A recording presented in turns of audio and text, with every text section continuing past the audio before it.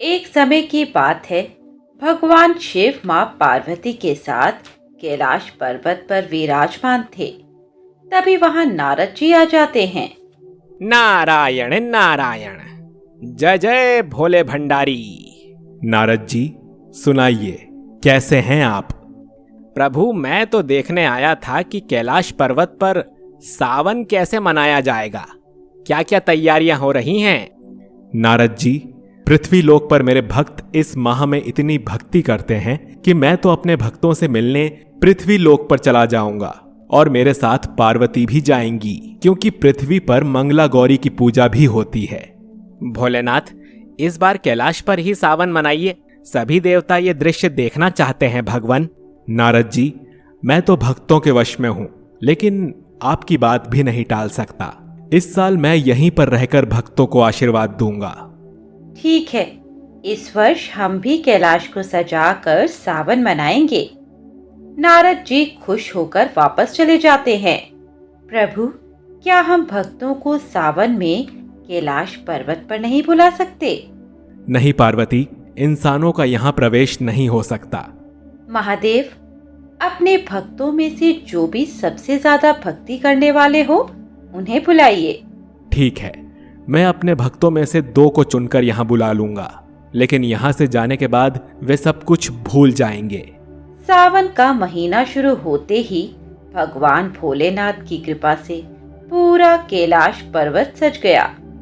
भगवान शिव ध्यान लगाकर बैठे थे और अपने भक्तों द्वारा अर्पित बेलपत्र, दूध, जल आदि का स्वाद चखकर उन्हें आशीर्वाद दे रहे थे। तभी माँ पार्वती ने कहा, महादेव, आज कैलाश पर्वत पूरा सज गया है। आप किन 2 भक्तों को यहाँ बुला रहे हैं? पार्वती, यही तो समझ नहीं आ रहा। मेरा हर भक्त एक से बढ़कर एक कष्ट उठाकर मेरी पूजा कर रहा है।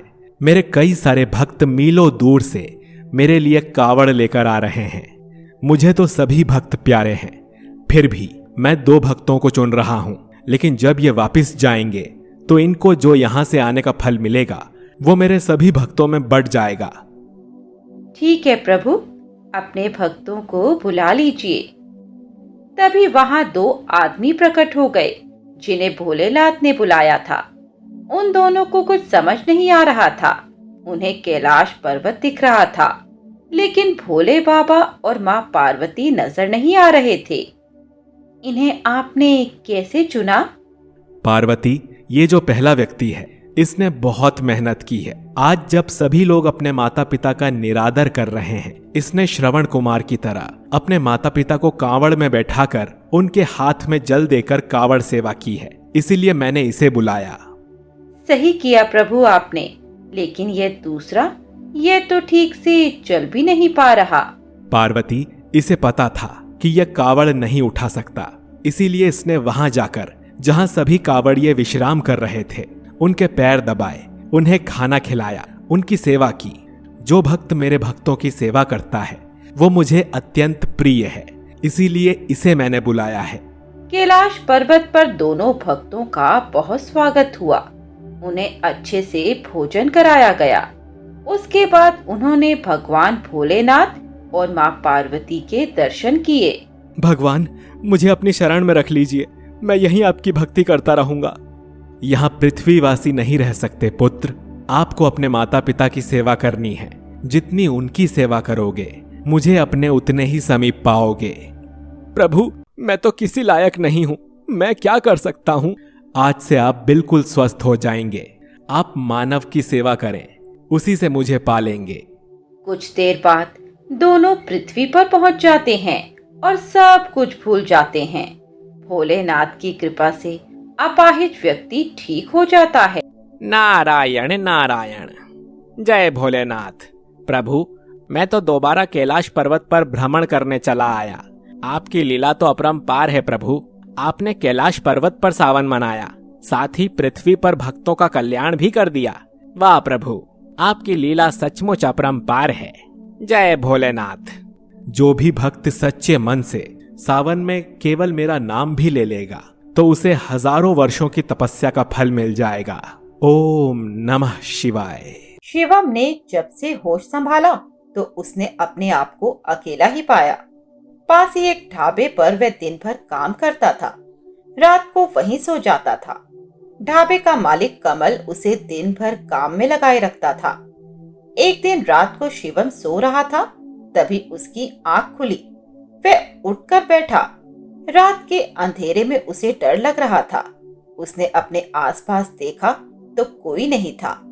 ढाबे के दूसरे नौकर अपने अपने घर चले जाते थे। भगवान, क्या मेरा कोई नहीं है इस दुनिया में? मेरा कोई घर नहीं है। मैंने कमल जी से कई बार पूछा तो उन्होंने कहा कि मैं उन्हें शिवजी के मंदिर के पास भीख मांगता मिला था। यह सोचकर शिवम रो रहा था। तभी उसे मंदिर की घंटी सुनाई दी। वह उठकर उस ओर चल दिया। मंदिर की सीढ़ियों के पास पहुंचकर उसने देखा, मंदिर की सीढ़ियों पर एक आदमी और एक औरत बैठे थे। आप दोनों कौन हैं और इतनी रात को यहाँ क्या कर रहे हैं? मंदिर तो बंद है। क्या आपने ही घंटी बजाई थी? हाँ बेटा, हम अपने बेटे को ढूंढ रहे थे। हमें किसी ने बताया था कि इस मंदिर की घंटी रात को बजाने पर केवल उसे ही सुनाई देगी जिसे तुम ढूंढ रहे होंगे। तुम्हें यह घंटी सुनाई दी, तभी तुम यहाँ खींचे चले आए। क्या आप मेरे माता पिता हो? बेटा, ऐसा ही समझ लो। अभी कुछ देर पहले तुम कह रहे थे मेरा कोई नहीं, इसीलिए हम आ गए। लेकिन हम तुमसे मिलने रात को ही आ सकते हैं, और ये बात किसी को मत बताना। शिवम उनके गले लगकर रोने लगा। बेटा, अभी हमारे पास कुछ नहीं है, न रहने को न खाने को। हम सब इंतजाम कर लें, फिर तुम हमारे साथ रहना। आप चिंता मत करो, मैं आपके लिए खाना लाया करूंगा। रात को ढाबे पर बहुत सारा खाना बच जाता है। शिवम कुछ देर उनके साथ खेलता रहता है। बेटा, अब हमें जाना होगा। किसी ने देख लिया तो बहुत परेशानी हो जाएगी। आप कब आओगे मुझसे मिलने? बेटा, हम हर रात को आएंगे। जब तुम्हें घंटी की आवाज सुनाई दे तब यहीं आ जाना। इसके बाद शिवम उनसे विदा लेकर चल देता है। कुछ देर बाद वह पीछे मुड़कर देखता है तो वहां कोई नहीं था। अगली रात को शिवम फिर उनसे मिलने पहुंच जाता है। आज वह अपने माता पिता के लिए खाना लेकर गया था। आप दोनों भूखे होंगे, मैं आपके लिए खाना लाया हूँ। ठीक है बेटा, रख दो, हम ये खा लेंगे। माँ, मैं आपकी गोद में सोना चाहता हूँ। माँ के हाँ कहने पर शिवम उनके गोद में सर रखकर सो जाता है। जब शिवम की आंख खुलती है तो ढाबे का मालिक उसे डांट रहा होता है। अबे उठ, काम नहीं करना क्या? कब से सो रहा है? शिवम उठकर अपने माँ बाप को ढूंढने लगता है। चल काम कर, कितना काम पड़ा है। मैं अपने माँ बाप को ढूंढ रहा हूँ। मैं अपनी माँ की गोद में सोया था, यहाँ कैसे आ गया? अबे भिखारी, तू मंदिर के पास भीख मांगता था, तेरे माँ बाप कहाँ से आ गए? चल काम कर। शिवम कुछ नहीं कहता और काम में लग जाता है। आज उसे बहुत बुरा लगा कि उसके माता पिता उसे ढाबे पर छोड़ गए। रात को वह गुस्से में मंदिर पहुंच जाता है। वहां कोई नहीं था। वह बैठकर इंतजार करने लगता है। तभी वह दोनों वहां आ जाते हैं। आप दोनों बहुत खराब हैं। अपने बेटे को अपने साथ नहीं रख सकते। मुझे आप उस ढाबे में छोड़ आए। मुझे कुछ नहीं पता, मुझे आपके साथ रहना है। हम जानते हैं बेटा, आज उस ढाबे वाले ने तुझे बहुत बुरा भला सुनाया होगा। चिंता मत कर, अब तू हमारे साथ ही रहेगा। वे दोनों उसे लेकर एक घर में पहुंच जाते हैं। वह घर बहुत सुंदर था। शिवम बहुत खुश हो जाता है। वहां वह अपने माँ बाप के साथ रहने लगता है। वे दोनों कभी कभी कहीं चले जाते थे, लेकिन रात के नौकर नौकरानियां उसकी देखभाल करते। इसी तरह समय बीत जाता है। शिवम बड़ा हो जाता है। एक दिन वह अपने माँ बाप का इंतजार कर रहा था, तभी उसे घंटी की आवाज सुनाई दी। वह दौड़कर मंदिर पहुंच जाता है। वहां कोई नहीं था। वह मंदिर के अंदर जाकर भगवान शिव और माँ पार्वती के सामने बैठ जाता है। भगवान, मेरे माता पिता कहाँ चले गए? तभी उसे शिव पार्वती में अपने माता पिता दिखाई देते हैं। हे महादेव, आप मुझ अनाथ भिखारी के लिए माँ बाप बनकर चले आए। मैं धन्य हो गया। आज आपकी कृपा से मैं पढ़ लिख गया। मुझे आपकी सेवा करनी चाहिए थी और आप मेरी सेवा कर रहे थे। ये कहकर वह रोने लगा। तभी मूर्ति में से आवाज आई, बेटा, कभी अपने आप को अकेला मत समझना, मैं सदैव तुम्हारे साथ हूँ। जब भी किसी गरीब बच्चे को देखो उसकी मदद कर देना, हमारा कर्ज उतर जाएगा। शिवम वापस घर आ गया। उसने कड़ी मेहनत करके व्यापार शुरू किया। इसके साथ ही वह गरीब अनाथ बच्चों की मदद करने लगा, जिससे उसका व्यापार कई गुना बढ़ गया। रामा एक शहर में ठेले पर डोसा बेचता था। उसके हाथों से बनाया हुआ डोसा आसपास में बहुत मशहूर था। रामा का बेटा कुशल शाम के समय उसके ठेले पर पहुंच जाता था और उसकी मदद करता था। एक दिन रामा ने अपने बेटे से कहा, बेटा, तू क्यों अपना समय बर्बाद करता है? मैं चाहता हूं तू पढ़ लिख कर बड़ा आदमी बन जा। मैं दिन रात भोले बाबा से यही प्रार्थना करता हूं। तू ठेले पर मत आया कर, शाम के समय मन लगा कर पढ़ाई किया कर। एक दिन रामा रात के समय डोसा बेचकर घर की ओर जा रहा था। रास्ते में अंधेरा होने की वजह से एक ट्रक उसे टक्कर मारकर चला जाता है, जिसमें रामा को बहुत चोट आती है। कुछ लोग उसे अस्पताल ले जाते हैं। एक आदमी इसकी खबर कुशल को देता है। कुशल अस्पताल पहुंच जाता है। डॉक्टर साहब, मेरे पिता को क्या हुआ है? वो ठीक तो हो जाएंगे ना? उनके सिवा मेरा इस दुनिया में कोई नहीं है। बेटा, हम पूरी कोशिश कर रहे हैं, आगे भगवान की मर्जी। तुम भगवान से प्रार्थना करो। कुछ देर बाद रामा को होश आ जाता है। बेटा कुशल, लगता है मेरा बुलावा आ गया। बेटा, मेरी बात ध्यान से सुन। मैं तुझे भगवान भोलेनाथ के भरोसे अकेला छोड़कर जा रहा हूँ।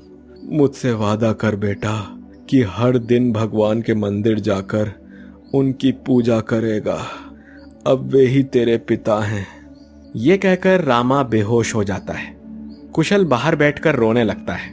कुछ देर बाद उसे पता चलता है कि उसके पिता नहीं रहे। कुशल पर दुखों का पहाड़ टूट पड़ता है। आज उसके पिता को खत्म हुए 1 महीना हो गया था। घर पर जो भी खाने का सामान था खत्म होने लगा था। कुशल रोज की तरह मंदिर गया। भगवान, मुझे रास्ता दिखाइए, मैं तो भूखा मर जाऊंगा। पिताजी ने कहा था कि आप ही मेरे पिता हैं। क्या आप ये देख सकते हैं कि आपका बच्चा भूखा रहे? ये कहकर वो रोने लगता है। तभी वहां एक सेठ जी आते हैं। बेटा, क्यों रो रहा है? कुछ नहीं, बस भगवान से प्रार्थना कर रहा था। अरे, तुम तो वही डोसे वाले के बेटे हो। तुम्हारे पिता कहाँ है बेटा? कई दिन से तुम्हारा ठेला नहीं लग रहा। मैं डोसा खाने गया था वहां पे। कुशल उसे सारी बात बता देता है। बेटा, तुम चिंता मत करो, मैं तुम्हारे ठेले का इंतजाम कर दूंगा। तुम अपने पिता की तरह डोसा बेचना, ठीक है? लेकिन सेठ जी, मुझे डोसा बनाना तो आता है, लेकिन अपने पिता की तरह नहीं बना पाता हूँ। चिंता मत करो बेटा, सब सीख जाओगे तुम। भगवान भोलेनाथ की कृपा से सेठ जी ने उसका ठेला लगवा दिया। पहले दिन कुशल से भी कुछ नहीं बन पा रहा था। तभी उसके पास एक आदमी आया। बेटा, क्या बात है? बहुत परेशान हो? जी, मुझसे डोसा नहीं बन पा रहा है। सभी ग्राहक वापस जा रहे हैं। वो आदमी उसकी मदद करने लगता है। बहुत अच्छे डोसे बनने लगते हैं। शाम को कुशल उस व्यक्ति को पैसे देने लगता है। नहीं बेटा, मैं तुम्हारे पिता को जानता था। जब तक तुम अच्छे से डोसा बनाना नहीं सीख जाते, मैं आता रहूंगा। ये कहकर वो व्यक्ति चला जाता है। अगले दिन से वो आदमी सुबह से शाम तक कुशल की मदद करता रहता है, जिससे उसके डोसे की दुकान पहले से भी अच्छी चलने लगी। उसके बाद उस आदमी ने आना बंद कर दिया। कुछ दिन बाद कुशल ने अपनी सहायता के लिए 1-2 लोगों को काम पर रख लिया। अब कुशल केवल पैसे का हिसाब रखता था। उसके नौकर डोसा बनाते रहते थे। कुशल हमेशा उस आदमी को ढूंढता रहता, लेकिन वो उसे कहीं नहीं मिला। एक दिन कुशल मंदिर गया। वहां वो भगवान को भोग लगाकर बोला, भगवान, आपने मेरी मदद के लिए पहले सेठ जी को भेज दिया, फिर उन सज्जन को भेज दिया, लेकिन वे न जाने कहां चले गए।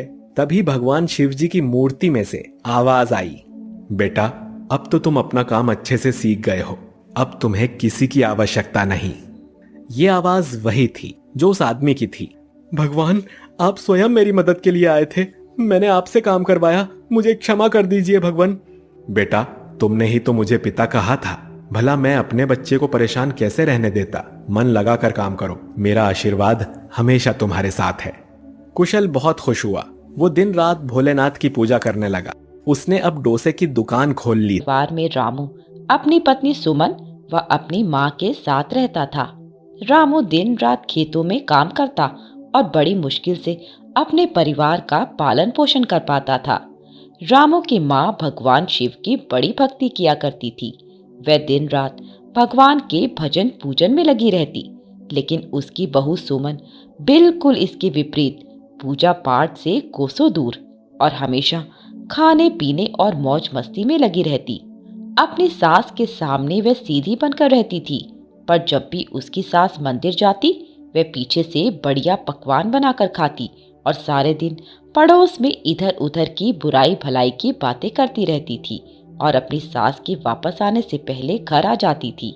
सुमन की सास प्रत्येक सोमवार को शिव के मंदिर में शिवलिंग पर दूध चढ़ाया करती थी, जिसके लिए वह पहले से दूध मंगा लेती और एक बड़े से बर्तन में रख देती थी। सोमवार को वह दूध शिव पर चढ़ा देती थी। सुमन को ये बात अच्छी नहीं लगती। वह सोचती है कि मेरी सास बेकार ही इतना दूध बहा देती है।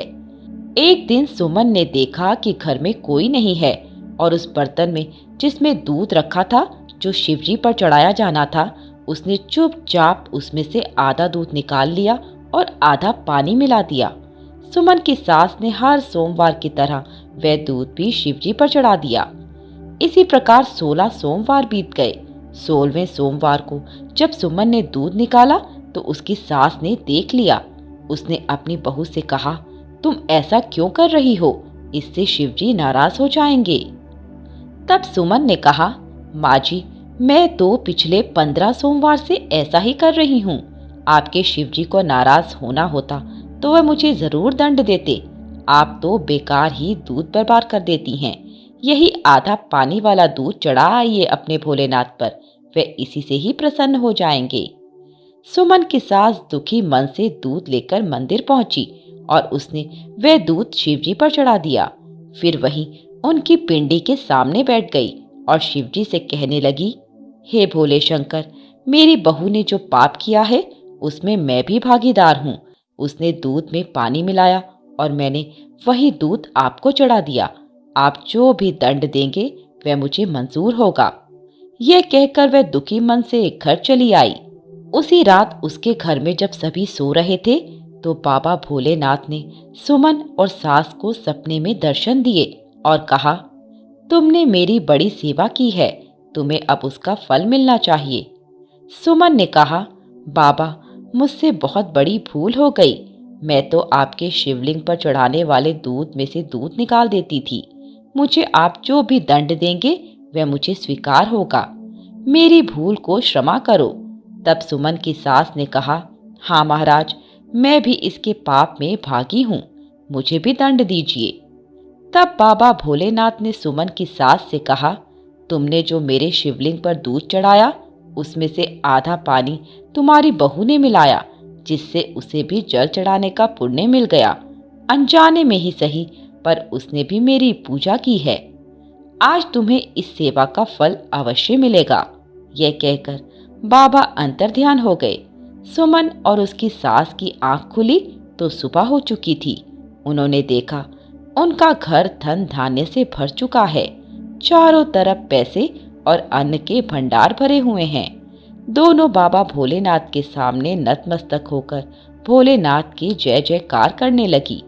बाबा भोलेनाथ पर यदि सोमवार के दिन दूध या केवल जल चढ़ाया जाए तो बाबा तुरंत प्रसन्न हो जाते हैं। बाबा अपने भक्तों पर इसी प्रकार कृपा बनाए रखना। रमेश एक गरीब किसान था। वह अपनी पत्नी सुमन के साथ एक पुराने से मकान में रहता था।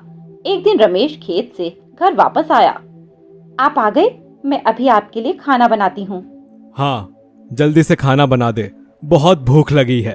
सुनो जी, कुछ दिनों में सावन मास शुरू हो जाएगा और हमारी छत पिछली बरसात में बहुत टपकती थी, इसीलिए इस साल सावन आने से पहले इसकी मरम्मत करवा लेते हैं। हाँ, सोच तो मैं भी रहा था। ठीक है, मैं कल जमींदार से बात करता हूँ। अगले दिन रमेश जमींदार के पास जाता है। सेठ जी, मुझे कुछ रुपए उधार दे दीजिए, फसल कटते ही चुका दूंगा। वाह, पिछला कर्ज तो तुझसे चुकाया नहीं जा रहा, नया चाहिए। पिछले साल सूखा पड़ गया तो तूने कर्ज नहीं चुकाया, अब तुझे 1 पैसा भी नहीं दूंगा, समझा? रमेश निराश होकर घर वापस आ जाता है। कुछ दिनों बाद सावन शुरू हो जाता है। सावन के पहले सोमवार के दिन रमेश और सुमन भगवान शिव के मंदिर जाने के लिए तैयार हो रहे थे कि तभी बहुत तेज बारिश शुरू हो जाती है। हे भगवान, बारिश शुरू हो गई, अब हम मंदिर कैसे जाएंगे? थोड़ा इंतजार कर लेते हैं, शायद कुछ देर में बंद हो जाए। काफी समय बीत जाने के बाद भी बारिश बंद नहीं होती। उनके घर की छत टपकने लगती है। लगता है आज भगवान भोलेनाथ हमारी परीक्षा ले रहे हैं। तू ऐसा कर, घर में ही मिट्टी का शिवलिंग बना ले, उसी पर बेलपत्र और दूध चढ़ाकर पूजा कर लेते हैं। लेकिन वे तो बह जाएगा। वे दोनों सोच विचार कर रहे थे कि तभी उनके दरवाजे पर किसी ने दस्तक दी। रमेश ने दरवाजा खोला तो बाहर एक साधु और साध्वी खड़े थे। रमेश ने उन्हें प्रणाम किया। बालक, हम दूसरे गांव से आए हैं। यदि तुम्हें कोई परेशानी ना हो तो बारिश बंद होने तक तुम्हारे घर में रुक सकते हैं। बाबा, आपका स्वागत है। आपके आने से मेरा घर पवित्र हो गया। दोनों अंदर आकर बैठ जाते हैं। सुमन पूजा करने के लिए शिवलिंग बना रही थी। बेटी, तुम शिवलिंग क्यों बना रही हो? बाबा, आज हम दोनों का उपवास है। हम बारिश के कारण पूजा करने मंदिर नहीं जा पाए, इसलिए घर में शिवलिंग बनाकर पूजा करना चाहते हैं। लेकिन बेटा, तुम्हारे तो पूरे घर में पानी टपक रहा है, फिर पूजा में ध्यान कैसे लगा सकोगे? यहाँ तो बैठने की भी जगह नहीं है। माताजी, भगवान शिव हमारी परीक्षा ले रहे हैं, लेकिन हम आज उनकी पूजा अवश्य पूरी करेंगे। सुमन और रमेश पूजा करने बैठ जाते हैं। पूजा करते समय जैसे ही रमेश शिवलिंग पर फल चढ़ाने के लिए हाथ आगे बढ़ाता है, हमें बहुत भूख लगी है, पहले हमें भोजन दो। घर में कुछ नहीं था, इसीलिए रमेश वह फल साधु बाबा को दे देता है। तभी सुमन शिवलिंग पर दूध चढ़ाने लगती है। मुझे भी बहुत भूख लगी है माताजी, अब तो हमारे घर में कुछ भी खाने के लिए नहीं है। ये भी आज खेत पर नहीं जा पाए। आज मजदूरी मिलती तभी कुछ भोजन बन पाता। कोई बात नहीं, ये दूध हमें दे दो। सुमन वह दूध उन्हें दे देती है। अब हम रात्रि में तुम्हारे घर विश्राम करेंगे, लेकिन यहाँ तो सोने की भी जगह नहीं है। आप चिंता न करें, आप आराम करें। हम यहीं दरवाजे के पास बैठकर रात गुजार लेंगे। रात को रमेश और सुमन बातें करते हैं। आज तो भगवान भोलेनाथ की पूजा भी नहीं कर सके, उपवास कैसे पूरा होगा? कोई बात नहीं, हम कल उपवास पूरा करेंगे। सुबह आप कुछ फल ले आइएगा। बातें करते करते दोनों सो जाते हैं। सुबह जब उनकी आंख खुलती है तो वहाँ साधु और साध्वी नहीं थे और वे मिट्टी का शिवलिंग सोने का बन चुका था। उनका पूरा घर बहुत सुंदर बन गया था। एक कोने में अन्न धन के ढेर लगे थे। रमेश और सुमन शिवलिंग के सामने बैठकर रोने लगे। भगवान भोलेनाथ और माँ पार्वती स्वयं हमारे घर आए और हम उन्हें पहचान न सके। भगवान हमें स्वयं दर्शन देने आए थे, इतनी बारिश में इतना कष्ट उठाकर। दोनों शिवलिंग के आगे नतमस्तक हो जाते हैं। किशन एक गांव में दूध बेचता था। उसके पास 2 भैंस थी। वह सुबह उनका दूध निकालता और पूरे गांव में घूम घूम कर बेच आता था। लेकिन हर दिन उसका थोड़ा दूध बच जाता था। जब वह दूध बेचकर वापस आता तो रास्ते में शिवजी के मंदिर में चला जाता और सारा दूध शिवलिंग पर चढ़ा देता था। यह उसका रोज का नियम था। एक दिन उसका मित्र मिला लेखपाल। उसने किशन से पूछा, अरे तू इतनी मेहनत से पूरे गांव में दूध बेचता है, फिर जो दूध बच जाता है उसे शिवलिंग पर क्यों चढ़ा देता है? बाकी लोग तो थोड़ा सा दूध पानी मिलाकर चढ़ाते हैं, तू भी ऐसा किया कर और बाकी बचे दूध को जमा कर घी निकाल कर बेचा कर, तुझे बहुत फायदा होगा। किशन ने कहा, भैया मैं पूजा पाठ नहीं जानता, मैं तो भोले बाबा की भक्ति करता हूँ। मैं अनाथ हूँ और इन्हें अपना पिता मानता हूँ, इसीलिए इन्हें दूध चढ़ाकर इनकी सेवा करता हूँ। भोलेनाथ की कृपा से मेरी गुजर बसर मजे से हो जाती है। लेखपाल उसे बहुत समझाता है, लेकिन वह नहीं मानता और हर दिन सारा दूध शिवजी पर चढ़ा देता था। एक दिन किशन मंदिर में दूध चढ़ा रहा था। तभी मंदिर के पुजारी ने कहा, बेटा हर दिन तू महादेव का अभिषेक दूध से करता है, तेरी क्या मनोकामना है जिसके लिए तू ये सब कर रहा है? किशन ने कहा, मुझे भोलेनाथ से कुछ नहीं चाहिए, मैं पूजा पाठ तो जानता नहीं हूँ, मैंने कुछ लोगों को दूध में पानी मिलाकर चढ़ाते देखा, तो मुझे लगा भोलेनाथ पानी मिला दूध पीकर कमजोर ना हो जाएं, इसीलिए इन्हें शुद्ध दूध चढ़ा देता हूँ। यह सुनकर पुजारी बाबा हंसने लगे। वे किशन के भोलेपन और उसकी अनोखी भक्ति से बहुत प्रसन्न थे। एक दिन गांव में बारिश हो रही थी। किशन बारिश के कारण दूध बेचने जा नहीं सका। उसका सारा दूध बच गया। वह सारा दूध लेकर मंदिर पहुंच गया।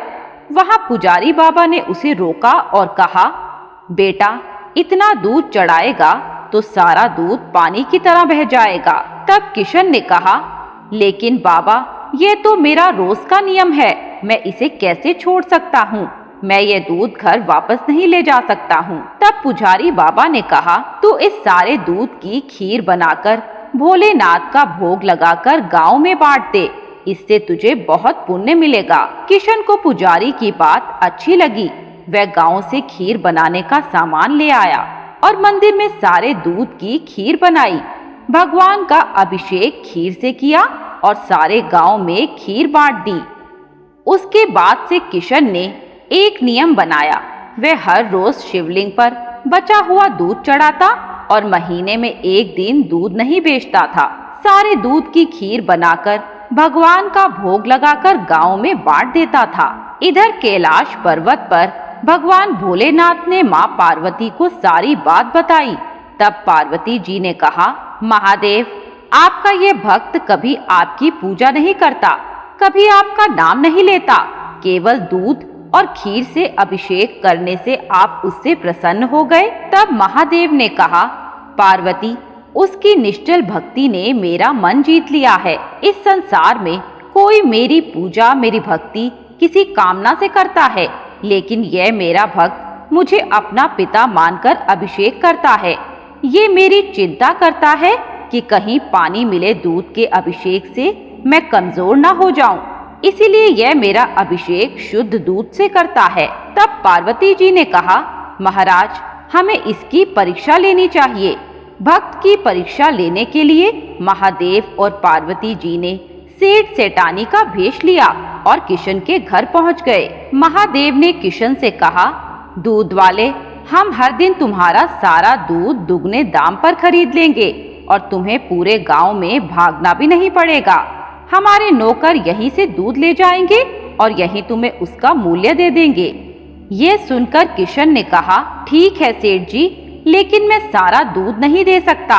मेरी भैंसें जितना दूध देंगी उसमें से थोड़ा सा मैं भोलेनाथ के अभिषेक के लिए रखूंगा, बाकी आप चाहें तो खरीद सकते हैं। तब पार्वती जी ने कहा, हमें तो बहुत सा दूध चाहिए, तुम सारा दूध दे दो, भले ही दाम 4 गुना ले लो। तब किशन बोला, नहीं, मैं अपने भोलेनाथ को भूखा नहीं रख सकता।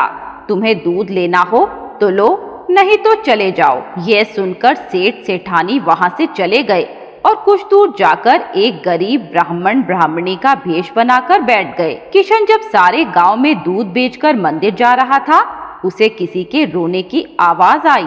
वह पास गया तो ब्राह्मणी बैठी रो रही थी।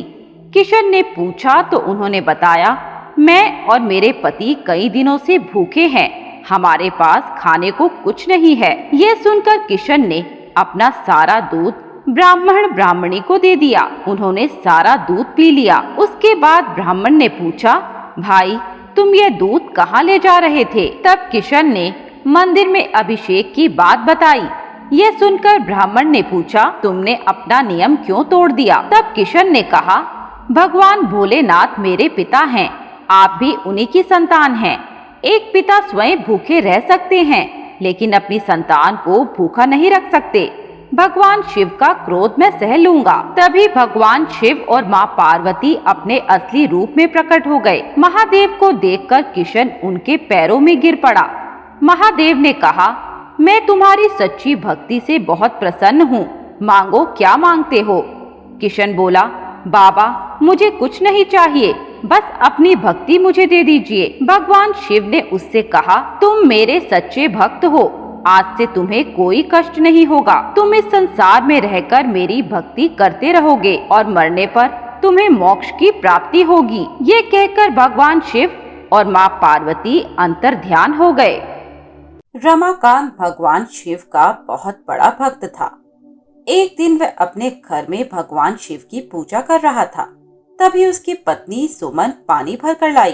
तुम दिन रात भगवान शिव की पूजा करते हो, लेकिन आज तक तुम्हें उन्होंने दिया ही क्या है? भाग्यवान, ऐसा मत बोल। भगवान की भक्ति पूजा किसी लालच में नहीं करनी चाहिए। ठीक है, लगे रहो अपने भोलेनाथ की भक्ति में, चाहे हमें कितना भी कष्ट उठाना पड़े।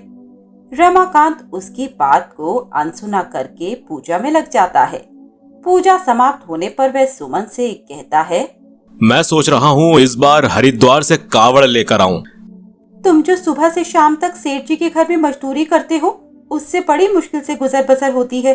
अब तुम 10 दिन के लिए चले जाओगे तो मैं क्या करूंगी? कोई जरूरत नहीं ये सब करने की। तू चिंता क्यों करती है? मैं सेठ से छुट्टी ले लूंगा, और मैं तो कहता हूँ तू भी चल मेरे साथ। सुमन बहुत मना करती है, लेकिन रमाकांत उसे मना ही लेता है। मैं चल तो रही हूँ, लेकिन बस इसलिए कि मैं यहाँ अकेले नहीं रहना चाहती, बस। लेकिन ये कावड़ मेरे बस की बात नहीं, मैं तो बस तुम्हारे साथ चलूंगी। ये सुनकर रमाकांत बहुत खुश होता है। तू नहीं जानती, भोलेनाथ की कृपा जिस पर होती है वही कावड़ सेवा कर पाता है। मेरे साथ ही चल ले। दोनों हरिद्वार पहुंच जाते हैं। रमाकांत कावड़ उठाकर घर की ओर चल देता है। सुमन घर से खाना बनाकर ले गई थी। दोनों एक जंगल से गुजर रहे थे। सुनो जी, मुझे तो बहुत भूख लग रही है, चलो खाना खाते हैं। रमाकांत कावड़ को एक पेड़ पर टांग देता है और दोनों खाना खाने बैठ जाते हैं। तभी वहाँ एक गरीब लक्कड़हारा पहुँच जाता है। भाई, क्या मुझे कुछ खाने को मिल सकता है? हाँ भाई, हमारे पास खाना है, तुम भी खा लो। ये तुम क्या कर रहे हो? खाना इसे दे दिया तो हम भूखे कैसे चल पाएंगे? थोड़ा खाना रात के लिए बचा कर रख लो। तू चिंता मत कर, मेरे भोलेनाथ किसी को भूखा नहीं रहने देते। रमाकांत उस लक्कड़हारे को खाना दे देता है। भाई, तुमने मुझ पर बहुत उपकार किया है, ये लो मेरी कुल्हाड़ी रख लो, जंगल है, तुम्हारे काम आएगी। नहीं भाई, मैं खाने के बदले कुछ नहीं लूंगा। रख लो भाई, नहीं तो मैं समझूंगा तुमने मुझे मन से खाना नहीं खिलाया। रमाकांत कुल्हाड़ी हाथ में लेकर कावड़ उठाकर चल देता है। उनके पास अभी भी कुछ खाना बाकी था जो उन्होंने रात को खाने के लिए रखा था। कुछ दूर चलने पर उन्हें एक अंधा भिखारी मिला। भगवान के नाम पर मुझे खाना खिला दो भाई।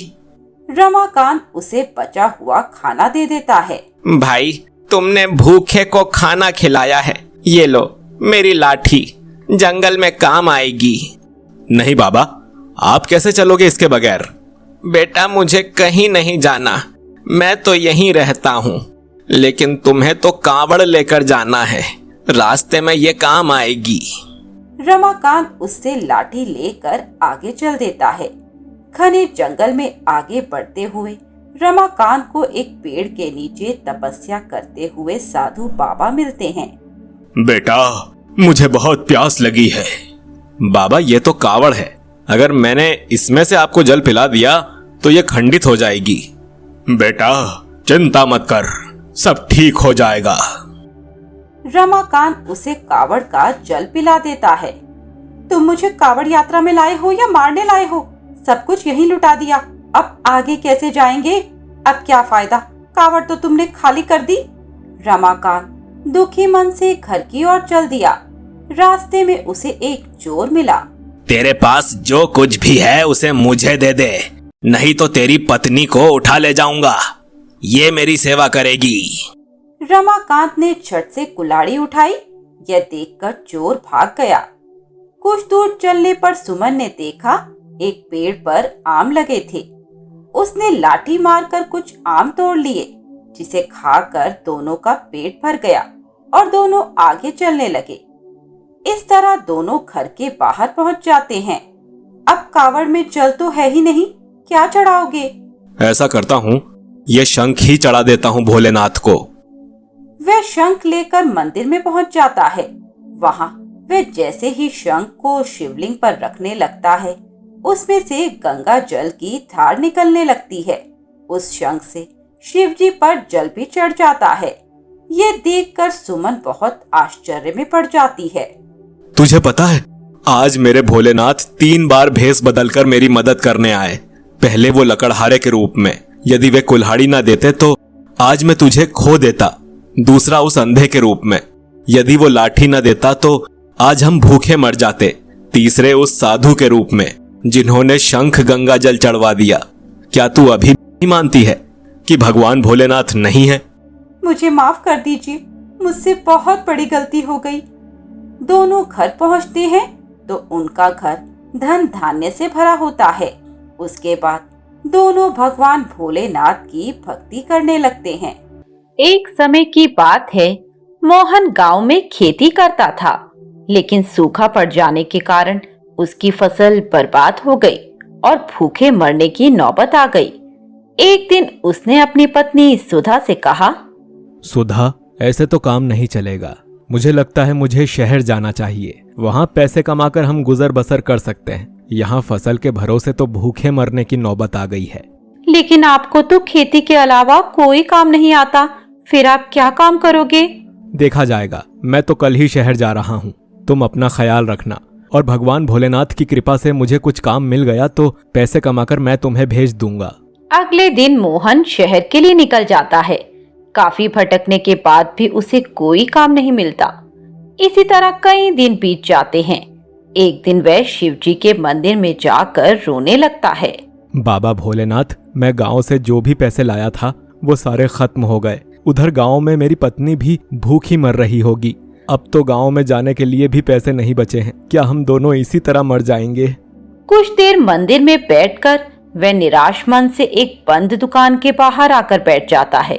वह उदास बैठा था, तभी उसके कंधे पर किसी ने हाथ रखा। बाबा, आप कौन हैं? बेटा, मैंने देखा तू बहुत परेशान है, ये ले कुछ खा ले। ये कहकर बूढ़े बाबा ने उसे एक बड़ा पाव दे दिया। मोहन ने बिना कुछ बोले बड़ा पाव खा लिया। मोहन की भूख शांत हो गई थी। उसके बाद वह रोने लगा। बेटा, रो क्यों रहा है? बाबा, लगता है भगवान हमें भूल गए हैं।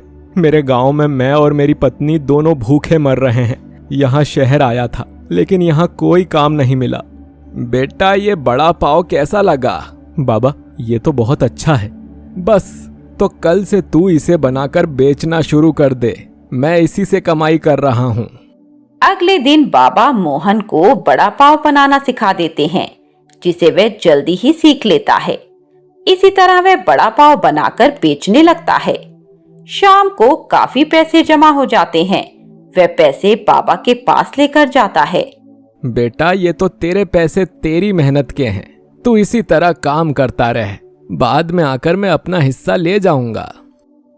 मोहन मेहनत करके पैसे कमाने लगता है। उसका बड़ा पाव बहुत मशहूर हो जाता है।